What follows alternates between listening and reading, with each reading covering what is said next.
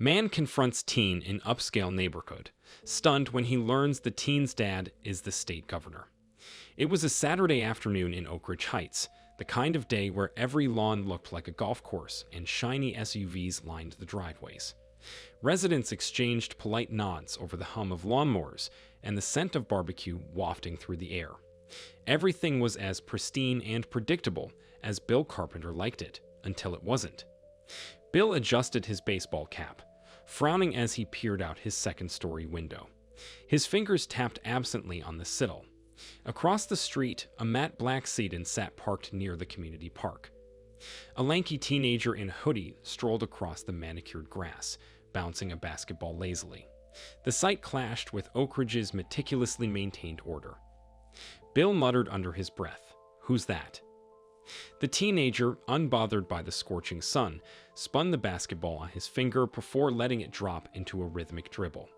His nonchalance grated on Bill, who stepped back from the window and grabbed his phone. No alerts in the neighborhood group chat, no notifications about visitors or moving trucks. Something wasn't right. Bill stormed outside, his sneakers crunching on the driveway gravel. He didn't usually engage in confrontations, but the teen's casual presence felt like a challenge. "Excuse me," he called out, sharper than intended. The boy stopped dribbling, letting the ball roll against his sneaker. "Yeah." Bill hesitated, shifting his weight. His hand instinctively adjusted the brim of his cap. "Do you live around here?" The boy shrugged, his expression unreadable. "Why?" The dismissive tone ignited something in Bill. "Because this is a private neighborhood. You can't just park and hang out here." The teen's lips quirked into a smirk. He picked up the ball, spinning it lazily again. "Didn't know I needed a permit to stand on grass." "Don't get smart with me," Bill snapped, stepping closer. "I asked you a simple question. Do your parents live here?" The boy tilted his head, still spinning the basketball. "Maybe they do. Maybe they don't."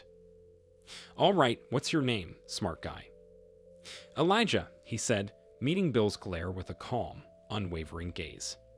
Bill's irritation boiled over. "Fine, Elijah. If you won't answer me, I'll call security. They'll figure it out." Elijah shrugged again, utterly unbothered. "Go ahead. I'll wait." Bill's hand shook slightly as he pulled out his phone, dialing the Oak Ridge Heights security line. His voice was brisk when the call connected. "Hi, Tom. It's Bill Carpenter from 219 Oak Ridge Circle. There's a kid loitering by the park. He doesn't belong here, and he's being evasive. You might want to send someone." "Understood, Bill. I'll dispatch someone right away." Hanging up, Bill glanced back at Elijah, who had resumed dribbling his basketball with infuriating calm. The silence stretched between them, punctuated only by the rhythmic thud of the ball. Bill folded his arms, trying to mask his growing discomfort. Minutes later, a white security SUV rolled into view, lights flashing. Officer Myers stepped out, his expression neutral but wary. Bill let out a breath of relief. Myers had been the community's go-to security officer for years, a no-nonsense type who didn't hesitate to handle troublemakers. "What's the issue?" Myers asked, eyeing Elijah before turning to Bill. Bill gestured toward the boy. "He's been hanging around, acting suspicious. Says his name's Elijah, but won't confirm if he lives here. Just look at him." Myers gave Elijah a once-over. "Son, do you live here?" Elijah caught the ball, tucking it under his arm. "Maybe." Bill scoffed, his frustration evident. "You hear that? He's not taking this seriously." Before Myers could respond, the low purr of an engine drew their attention. A sleek black SUV turned the corner, gliding to a stop near the park. Bill's stomach tightened when the driver's door opened, and out stepped Governor Charles Ramsey. Bill froze. The governor's imposing figure exuded authority, and his tailored suit looked out of place against the casual backdrop of the park. Ramsey's sharp gaze moved from Bill to Elijah, who still looked completely at ease. "What's going on here?" Ramsey asked, his tone measured but firm. Bill's mouth went dry. "Governor Ramsey, this boy." "Elijah," Ramsey interrupted, his voice carrying a quiet command. "Why are you out here?" Elijah grinned. "Just stretching my legs, Dad." Bill's heart sank. "Dad, This was the governor's son, the same kid whose name he'd heard whispered during community fundraisers, but had never seen in person. Ramsey turned to Bill, his eyes narrowing. "Mr. Carpenter, I assume there's been some sort of misunderstanding." I didn't know he was your son," Bill stammered. "I thought he was acting out of place, and I just wanted to make sure." "Make sure of what?" Ramsey asked, his voice deceptively calm. "That he belonged. That he had a right to exist in this space." Bill's cheeks flushed. "No, I see," Ramsey said, cutting him off. "For the record, my son does live here. Perhaps next time you'll consider asking questions without jumping to conclusions." "Yes, sir," Bill muttered, shame settling heavily on his shoulders. Ramsey's gaze lingered a moment longer before he turned to Elijah. "Get in the car." Elijah obeyed, tossing his basketball into the back seat before climbing in. Ramsey gave Bill one last, pointed look. "Good day, Mr. Carpenter." Bill watched the SUV disappear down the street, his chest tight with regret. The encounter replayed in his mind, each moment a painful reminder of his assumptions. He thought himself a good judge of character, someone who valued fairness. But today, he'd been something else entirely. The sunlit afternoon carried an uneasy stillness, broken only by the distant hum of an approaching patrol car. Bill Carpenter stood rigid on the sidewalk, arms crossed tightly over his chest, a forced air of control masking his bubbling frustration. Finally, help was coming. The yellow lights of the security vehicle bounced off nearby windows as it pulled to a stop. Officer Myers stepped out, stocky and composed, his expression a neutral mask honed by years of diffusing neighborhood squabbles. His boots crunched on the gravel as he approached Bill, exuding an unhurried authority. "What seems to be the issue, Mr. Carpenter?" Myers asked, his gaze sweeping briefly to Elijah, who leaned casually against his car. Bill gestured sharply toward the young man, his irritation sharpened by Elijah's relaxed demeanor. "This kid's loitering," Bill said. "He says his name's Elijah, but won't say if he lives here. I don't think he belongs here. He's acting suspicious." Elijah raised an eyebrow and smirked. "Suspicious? For standing near my car?" His voice was calm, deliberate. He gestured loosely to his vehicle, a modest sedan parked neatly on the curb. "Should I be, lurking in the shadows or something to qualify?" Mayer's gaze lingered on Elijah, taking in the unbothered slouch and the basketball resting lightly in his hand. "Got some ID on you?" Elijah straightened slightly, his movements deliberate and slow, a quiet challenge in his posture. "Of course," he said, reaching into his pocket. He handed over his driver's license with a flick of his wrist. Myers studied it, his brow furrowing briefly. "This address isn't in Oak Ridge Heights," he noted, looking back at Elijah. The smirk widened into a grin. "And is that a crime now?" His tone was light, but his eyes held a spark that dared Myers to push further. Bill felt his chest tighten. This wasn't how it was supposed to go. The kid should have been rattled, defensive, not smug. Before Myers could respond, the low rumble of a powerful engine broke through the tension. All eyes turned toward the street as a sleek black SUV approached, its polished exterior gleaming under the sun. Bill's stomach sank as the SUV glided to a stop. The tinted windows gave nothing away until the driver's side rolled down with an effortless hum, revealing a man Bill recognized instantly: Governor Charles Ramsey. The governor stepped out with calm precision, his aviators reflecting the afternoon light. Dressed in a crisp shirt and tailored slacks, he carried himself with a confidence that silenced the scene. "What's going on here?" Ramsey asked, his voice smooth but commanding. His sharp gaze swept from Bill to Myers before landing on Elijah. Elijah's casual smirk remained as he met his father's eyes. "Just catching some sun, Dad," stretching my legs. Bill's jaw tightened. "Dad." His mind raced, trying to reconcile the teenager in front of him with the governor's imposing presence. "Stretching your legs in Oak Ridge Heights?" Ramsey asked, one eyebrow lifting slightly. His tone was even, but the weight behind it was unmistakable. Bill took a hesitant step forward. "Governor Ramsey, I didn't realize." Ramsey cut him off with a glance. "Let me handle this, Mr. Carpenter." Turning back to Elijah, Ramsey's voice took on a harder edge. You know better than to waste people's time like this. Elijah shrugged, still holding the basketball. Didn't know standing by my own car counted as wasting time. Maybe you should have told him that. He nodded toward Bill, his tone light but pointed. The governor exhaled through his nose, shaking his head slightly. Get in the car, Elijah. Now. Elijah didn't argue. He sauntered to the SUV, his steps unhurried but compliant. As he climbed in, he threw one last glance at Bill, his grin playful yet cutting. Nice chat, Mr. Carpenter, he said, his voice carrying just enough mockery to twist the knife. The SUV's door shut with a firm click, and the vehicle pulled away, leaving Bill standing stiffly on the sidewalk. The silence that followed was deafening. Myers said nothing, his expression carefully blank as he nodded once to Bill and returned to his patrol car. Bill stood there long after they had gone, his anger slowly giving way to embarrassment. He had made a fool of himself, but worse than that, he had underestimated the boy. And now he'd have to live with the sting of Elijah's parting smirk etched in his mind. The air seemed to thicken as Governor Ramsey stepped fully out of the SUV, his tall frame casting a long shadow. His movements were unhurried but deliberate, every step measured as he approached the group. The weight of his presence silenced even the faint rustle of leaves in the afternoon breeze. Good afternoon, he said, his voice calm yet firm, cutting through the tension like a blade. His gaze moved between Bill, Officer Myers, and finally Elijah, who sat in the car with an air of detached defiance. Bill swallowed hard, his mouth suddenly dry. Governor Ramsey, sir, I didn't realize you'd be here. The governor's brows lifted slightly, his expression unreadable. I wasn't planning to be, he replied. Now someone explain why my son is being treated like a criminal in his own neighborhood. Bill stammered.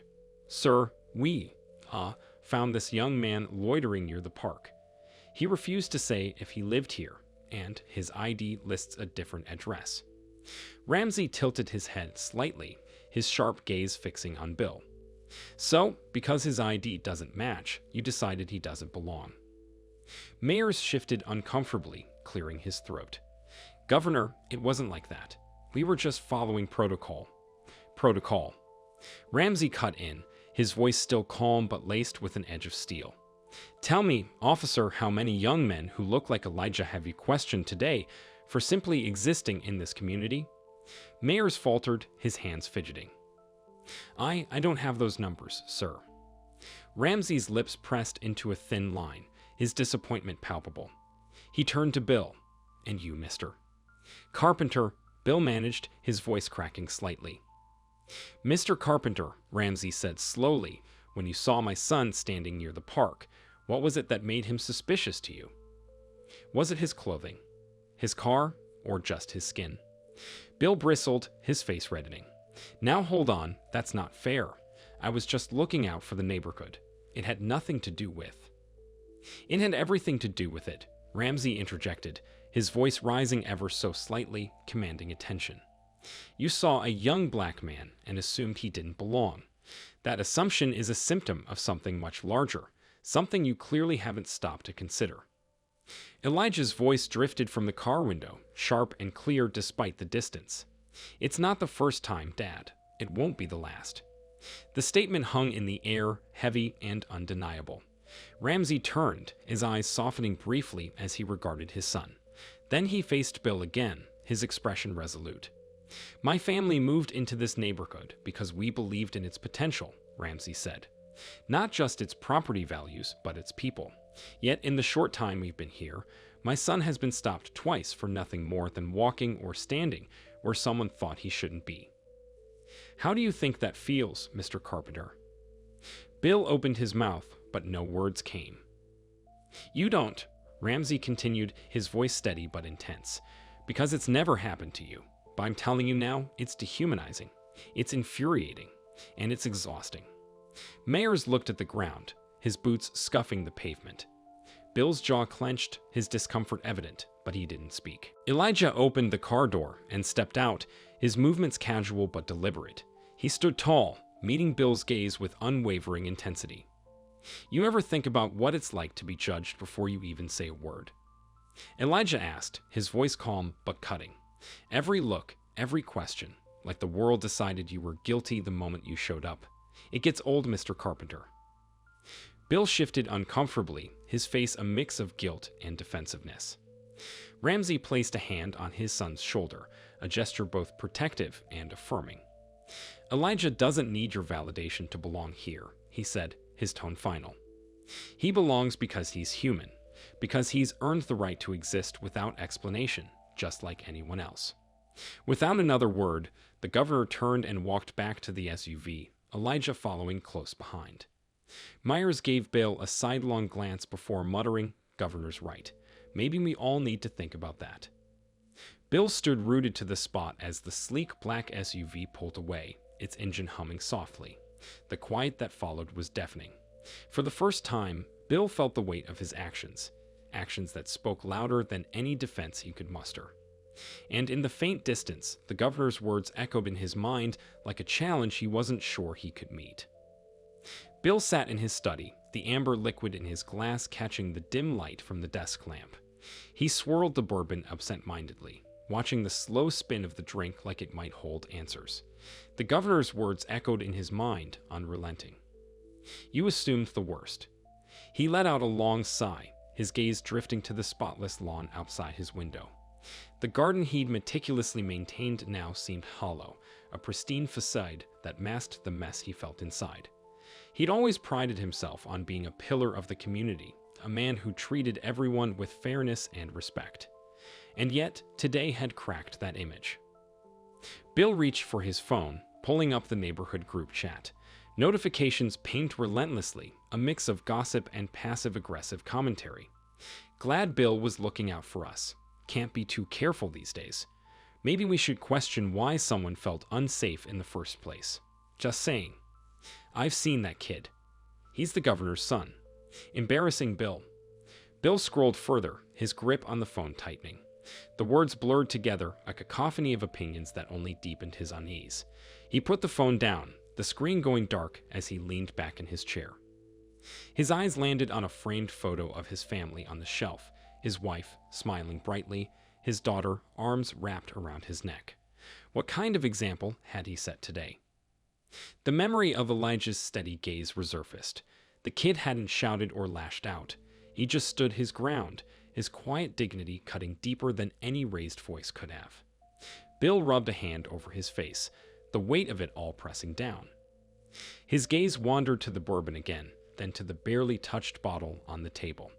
He took a slow sip, letting the burn distract him for a moment, but it wasn't enough. Tomorrow, he decided, he'd face this head-on. Apologies didn't erase damage, but they were a start. For now, though, he sat in the quiet, the only sound the faint clink of ice in his glass as he contemplated the man he thought he was and the one he needed to become. The next morning, Bill stood outside the governor's house, clutching a box of pastries from the local bakery. His palms were clammy despite the cool morning air. No amount of rehearsing on the drive over had prepared him for the weight of this moment. The door swung open and Elijah stood in the doorway. He didn't look angry or smug, just indifferent. "What do you want?" Elijah asked, his voice devoid of emotion. Bill cleared his throat, forcing himself to meet the young man's eyes. "I came to apologize. To you and your father." Elijah crossed his arms. For what exactly? Bill felt the sting of the question, but he answered honestly. "For assuming you didn't belong. For making you feel like you had to prove yourself. It was wrong, and I'm sorry." For a moment, Elijah said nothing. Then he stepped back, holding the door open. "Dad's in the living room." Bill entered the house, his heart pounding. Governor Ramsey sat on a leather couch, a newspaper folded neatly on his lap. His sharp eyes met Bill's, and for a second, Bill felt as though he was back in high school, standing before a principal. "Mr. Carpenter," Ramsey said, his tone formal but not cold. "This is unexpected." Bill hesitated, then stepped forward, placing the pastries on the coffee table. "Governor, I wanted to apologize for what happened yesterday. I made assumptions about your son, about his character, about why he was there, and I was wrong. I let my biases cloud my judgment, and I deeply regret it." Ramsay leaned back, studying him. Apologies are important, he said after a pause, but they're just the beginning. Bill nodded quickly. I know. That's why I want to do more. I plan to speak with my neighbors, to make them understand what I did wrong and why it was wrong. I want to make sure this doesn't happen again, not to Elijah, not to anyone. The governor's gaze softened, but only slightly. That's a good start, but let me ask you this. Why do you think you assumed Elijah didn't belong? Bill opened his mouth to respond, then closed it again. The answer was there, but saying it out loud felt like standing naked in front of a crowd. I think it's because of how he looked. Not because he did anything wrong, but because I let my own prejudices get in the way. Ramsay nodded. Acknowledging that is the first step.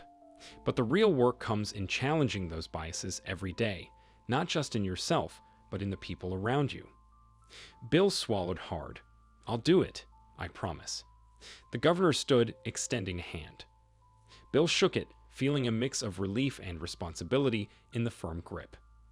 As Bill walked back to his car, the morning sun casting long shadows across the pristine neighborhood, he noticed a group of teenagers on bikes at the end of the street. They were laughing, their voices carrying through the air. One of the boys wore a hoodie, the hood pulled up over his head. For a brief moment, Bill's instincts kicked in.